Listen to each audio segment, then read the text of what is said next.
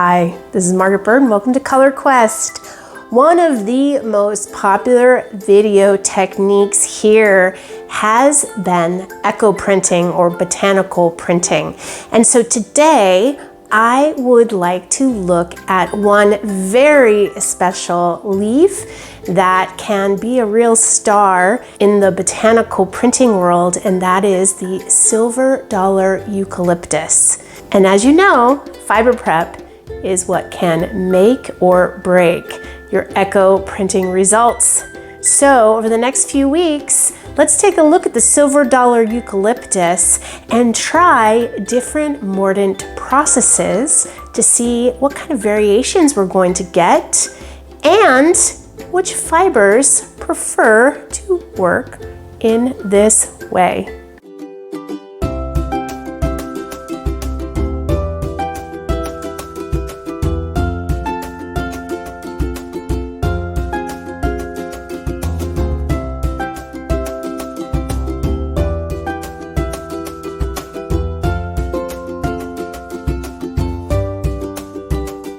So what was the inspiration for bringing the silver dollar eucalyptus leaf into my studio for the next few weeks? Well, if you watched last week's video, we looked at a botanical printing kit from Scarabajo, which is an artist locally who does all this incredible botanical printing and sells her beautiful wares. She also has a kit or two that you can bring into your studio, and she preps everything.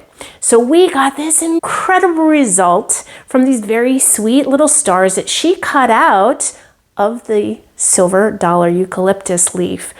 Now, I have been interested in trying this for a while, the leaf itself, because eucalyptus, although not native here, this particular leaf is one that you can get from your local florist. It's used in all kinds of floral arrangements, and just on its own, it smells so good when you bring it into the house.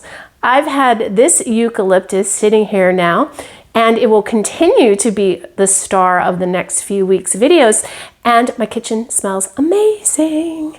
So what's so special about the silver dollar? For one, eucalyptus in general is an incredible botanical printing leaf, and there's like 700 different varieties. So some eucalyptus will print yellow, yellowish. I had a video a couple years ago when I was on residency in Peru where I looked at local eucalyptus there, and we got these really vivid yellow and greenish prints.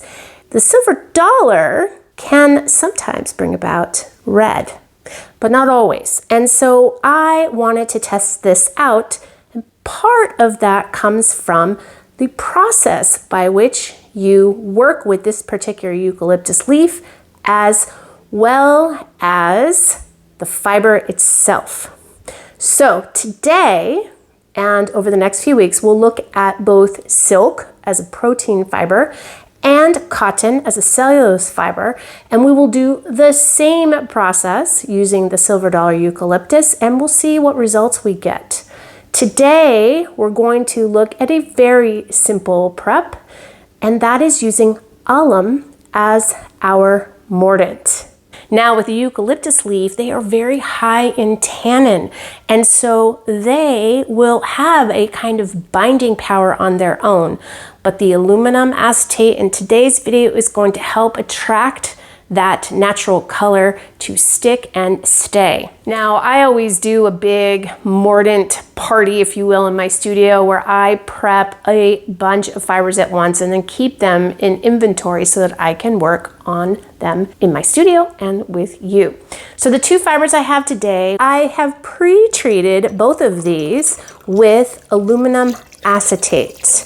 Now, silk does not require aluminum acetate. It would be happy with aluminum potassium sulfate, but aluminum acetate is fantastic for cellulose. So I default to that if I'm using an alum-based mordant for my cellulose fibers, and then I just throw in all the fibers together.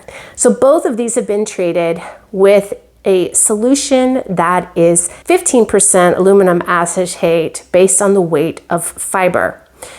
You need to weigh the fiber that you're going to use, dry, and then dissolve your aluminum acetate in warm water. And you can do this as a cold soak if you want overnight, where you simply fill a pot with water, put in your aluminum acetate that has been dissolved, and then let your fibers sit for 24 hours or overnight. You can also do it on the stove, goes a little faster, and you can simmer it for about an hour in the same solution. Once you've done that, your fibers will be damp, and you know that we have to work with damp fibers in our dye studio. So after you have done your Mordant process, simply pull them out, wring them out, and then you can start right away. Now, I've already treated them and they've been sitting in my inventory, so they're dry. So what do I have to do?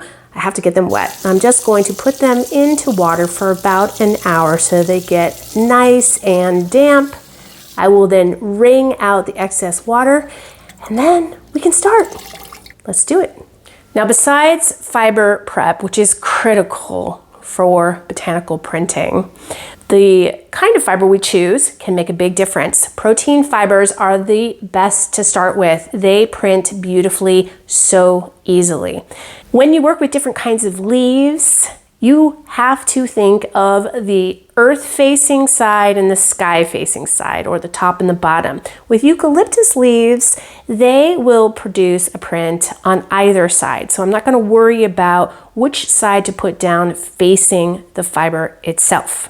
I will be spritzing them with water just so that I can manipulate the leaves themselves a little bit, get them to stick where I want, and then we will begin the binding process.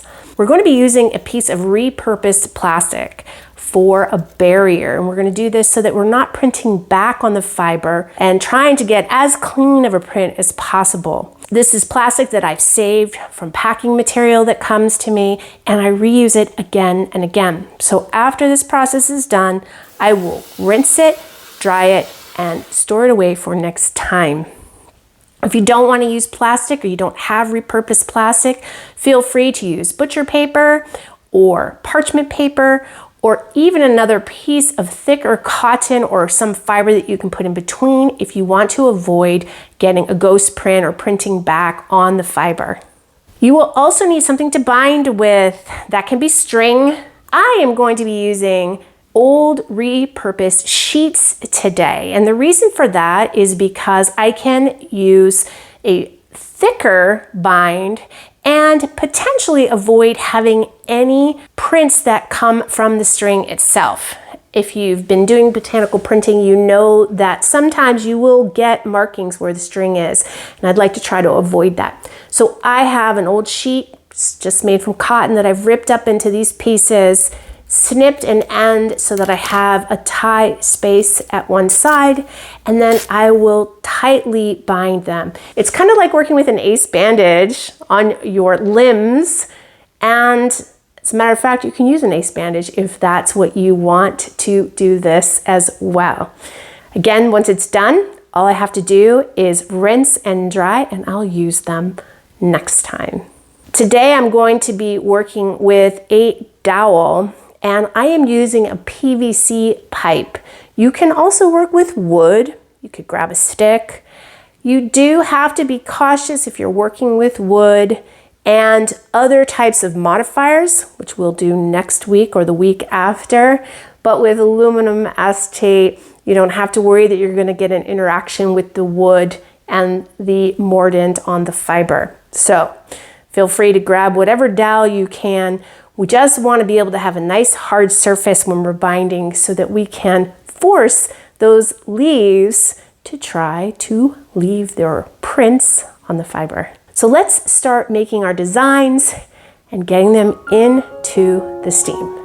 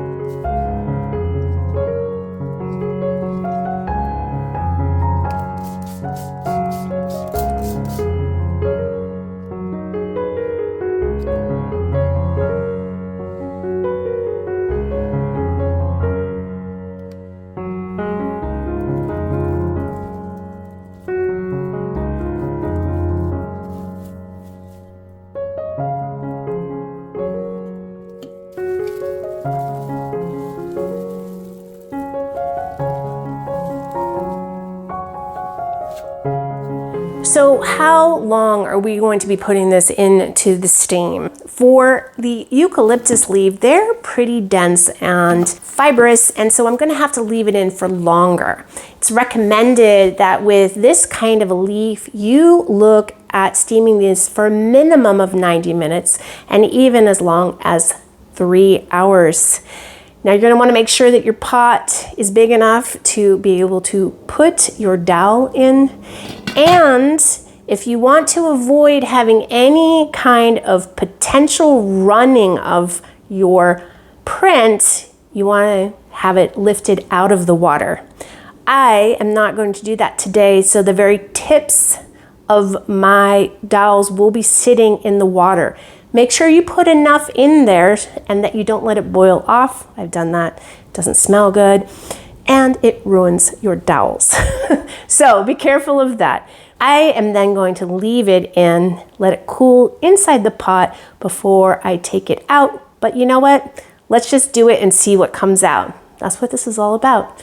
Experimentation and exploration.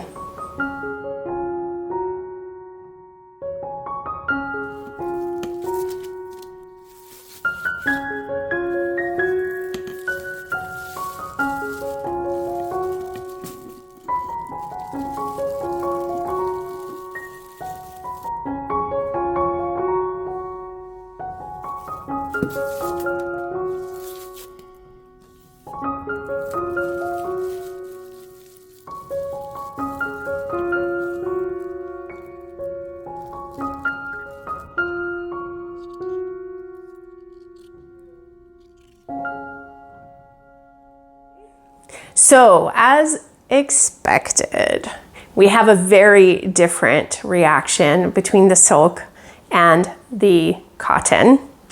And we did have some bleeding going on, particularly with the cotton. And that was because the cotton itself dipped into that water. Oh well. So once you're done, let them air dry. And then we'll take a look at them before we do anything else. I will probably allow these prints to sit and set before I choose to rinse them in cool water at some future point in order to get off any excess that hasn't stuck. But I want to give this a little bit of time to just sit on that fiber and cure. There you have it, everything dried and ironed. And yes, there is quite a difference. Let's look at the silk first. We got a much more strong and clean print, a lot more detail in the leaves themselves, and really started to pick up a little bit of that reddish quality. Still stayed in the yellow realm, but I noticed that on the tie that I put in with it, where it touched those eucalyptus, we got more of that reddish sort of orange hue. So definitely a difference there, although they're both silk and they both were treated the same way. Now, one thing to note here is you can see that in areas where my fiber was wrinkled a bit, I didn't get as much print. So if you want something that's really exacting, you have to make sure that your fiber is as smooth as possible. I don't mind that. I am not someone who likes literal printing in general, so I like it when these kinds of things happen. But if you're looking for something more uniform, make sure your fiber is as smooth as possible. Now, as suspected, the cellulose fiber was a much lighter print. Now I can tell that this was the area that was facing down and water had seeped in, so we lost a lot of the definition here. We did get some better, more distinct prints in the area that didn't touch or get wet. And so I think, as a note to myself, I would definitely wrap this next time in tin foil like a tennis did from Scarabajo, because that could make a difference. But you know what? This is great for learning purposes, and this is a piece that I might change in the future. Use it more of a starter print and then print over it. We'll see. All in all though, a really great experiment. Okay, one experiment down. It's really remarkable how different the fibers look and how much of an impact the environment around it can have on the result. And, you know, protein is always queen when it comes to botanical printing. So if this is your first run, start with protein fibers. If I had wool, gosh, I would love to work with that, but it's just too darn expensive right now. So silk is a great option if you want to stick with protein fibers, and a great place to start. So next week on Color Quest, let's continue this journey looking at the silver dollar eucalyptus, but this time let's try doing a pre-treatment with tannin and see if we get some different results. Have a wonderful week, and I can't wait to see you here at Color Quest next Friday.